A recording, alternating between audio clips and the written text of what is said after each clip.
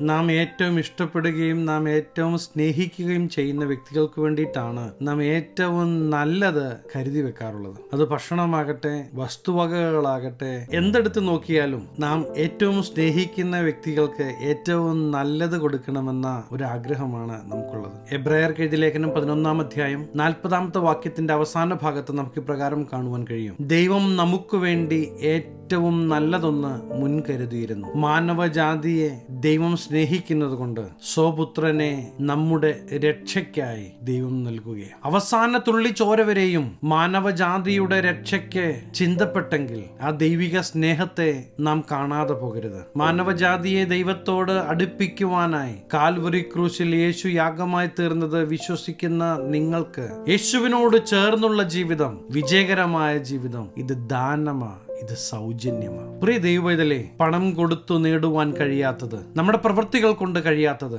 ദൈവം നമുക്ക് ദാനമായി നൽകി. യേശുവിനോട് ചേർന്നുള്ള നിത്യമായ വാസം, അത് ദൈവമക്കളുടെ അവകാശമാണ്. ഇന്ന് നമ്മുടെ ജീവിതത്തിൽ പലവിധങ്ങളായ വിഷയങ്ങൾ, പലവിധങ്ങളായ പ്രശ്നങ്ങൾ, ഇതെല്ലാം കടന്നു വന്നിരിക്കാം. എന്നിരുന്നാലും നിരാശപ്പെടാതെ ഈ വിഷയങ്ങളെ ഓവർകം ചെയ്യുവാൻ കഴിയുന്ന ജീവിക്കുന്ന ദൈവത്തിന്റെ പ്രവൃത്തിക്കായി നിങ്ങൾ ഏൽപ്പിച്ചു കൊടുക്കുന്നെങ്കിൽ പ്രിയ ദൈവവേദലേ, തീർച്ചയായും ദൈവത്തിന്റെ പ്രവൃത്തി നിങ്ങൾ കാണും. മറ്റാരും നിങ്ങൾക്ക് വേണ്ടി കരുതിയിട്ടില്ലാത്തത്, മറ്റൊരു വ്യക്തിയുടെയും ഹൃദയത്തിൽ ചിന്തിച്ചിട്ടില്ലാത്തത് എന്റെ ശബ്ദം കേൾക്കുന്ന നിങ്ങൾക്കായി ദൈവം കരുതിയിട്ടുണ്ട്. അതെങ്ങനെ പ്രാപിക്കാമെന്നല്ലേ? ഈ ദൈവത്തിന്റെ അടുക്കിലേക്ക് അടുത്തു വന്നാൽ മതി. ഈ ദൈവത്തിന്റെ ശബ്ദത്തിനായി നിങ്ങൾ ചെവി കൊടുത്താൽ മതി. തീർച്ചയായും ദൈവിക പദ്ധതി നിങ്ങളിലൂടെ വെളിപ്പെടുന്നത് നിങ്ങളായിരിക്കുന്ന ദേശം കാണും. സാധാരണക്കാരിൽ സാധാരണക്കാരായ ഒരു കൂട്ടം ആളുകൾ യേശുവിനോട് ചേർന്ന് നടന്നപ്പോൾ, യേശുവിന്റെ വാക്കുകൾ കേൾക്കുവാൻ തയ്യാറായപ്പോ, യേശുവിനെ അനുസരിക്കാൻ തയ്യാറായപ്പോ, ദൈവത്തിന്റെ പ്രവൃത്തി അവരിലൂടെ വെളിപ്പെടുന്നത് നമുക്ക് കാണുവാൻ കഴിയും. ആ അപ്പോസ്തലന്മാരുടെ വാക്കു കേട്ട് ദൈവശബ്ദം അനുസരിക്കാൻ തയ്യാറായ സകല വ്യക്തികളിലൂടെയും ദൈവപ്രവൃത്തി ഒരു കൊടുങ്കാറ്റ് പോലെ ദേശങ്ങളിൽ കത്തിപ്പടരുന്നത് നാം കണ്ടു. ഈ ദിവസങ്ങളിൽ അത് നിങ്ങളിലൂടെ നടക്കാൻ പോകുകയാണ്. ദുഃഖത്തിലായിരിക്കുന്ന നിങ്ങളുടെ സഹോദരങ്ങൾക്ക്, നിങ്ങളുടെ ഭവനത്തിന് നിങ്ങൾ കാരണം ഒരു സമാധാനം കൈവരും. ആ ദേശം അനുഗ്രഹിക്കപ്പെടും. ഹല്ലേലൂയ. നമ്മുടെ നിറമോ, നമ്മുടെ വിദ്യാഭ്യാസ യോഗ്യതയോ, നമ്മുടെ കഴിവോ, കുടുംബ മഹിമയോ, ഇതൊന്നും അല്ല യേശു യഥാർത്ഥമായി നോക്കുന്നത്. നിങ്ങൾ യേശുവിനെ സ്നേഹിക്കുന്നു. അവന്റെ വാക്കുകൾ കേൾക്കുവാൻ, അനുസരിക്കുവാൻ നിങ്ങൾ തയ്യാറാണോ? നിങ്ങളുടെ ഹൃദയത്തിൽ യേശുവിന് സ്ഥാനമുണ്ടോ? ഉണ്ടെങ്കിൽ, അനുസരിക്കാൻ തയ്യാറാകുന്നെങ്കിൽ ഒരു സംശയവും വേണ്ട, തീർച്ചയായും ദൈവത്തിന്റെ പ്രവൃത്തി നിങ്ങളുടെ ജീവിതത്തിൽ തുടങ്ങുകയായി. ദൈവമേ, എനിക്ക് യോഗ്യതയില്ല, ഞാനൊരു സാധാരണ മനുഷ്യനാണ്. അതെ, നിങ്ങളുടെ യോഗ്യതയും അയോഗ്യതയും കണ്ടിട്ടും നിങ്ങളെ സ്നേഹിക്കുന്ന യേശു പറയുക, സാധാരണക്കാരിൽ സാധാരണക്കാരനായ നിന്നെ എനിക്ക് വേണം. പല സമയങ്ങളിലും നമുക്ക് നിയന്ത്രിക്കാൻ പറ്റാത്ത പല കാര്യങ്ങളും നമ്മുടെ ജീവിതത്തിൽ കടന്നു വരുമ്പോൾ പരിശുദ്ധാത്മാവ് എന്ന കാര്യസ്ഥന്റെ സഹായം നാം ചോദിക്കുന്നെങ്കിൽ തീർച്ചയായും ഈ പരിശുദ്ധാത്മാവ് നമ്മെ സഹായിക്കും.